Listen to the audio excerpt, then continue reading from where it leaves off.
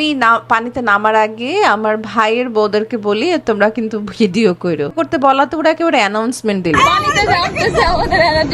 আমি নেমে পড়লাম কিন্তু আমি কই, মানে আমি কই আসলে।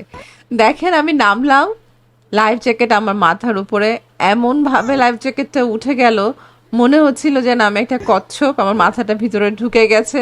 সবাই চারপাশ থেকে হাসছে, আমার ছেলে হাসছে, আমার মেয়ে হাসছে, ওদিকে মাঝি বসে বসে মাঝিও হাসছে, আর আমি তো অনবরত চিৎকার করেই যাচ্ছি, আমাকে বাঁচাও, আমাকে বাঁচাও, আমাকে ধরো, আমাকে ধরো। মনে হয় যে আমি একটুও ভয় পাই না, আমার কিছুই হবে না, আমি সাঁতারও পারি না, কিছুই না। এরপরেও আমার ভাবখানা দেখলে আমার নিজেরই হাসি আসে।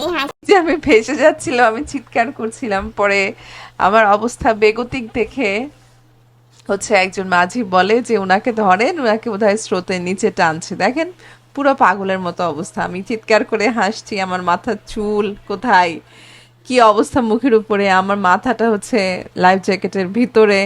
পরে ওদিক থেকে আমার ছোট ভাইয়ের এক ছোট ভাইয়ের বউ বলছে যে আপু তুমি লাইফ জ্যাকেটটা খুলে ফেলো, তুমি লাইফ জ্যাকেট ছাড়াই আসলে ভালো পারবা।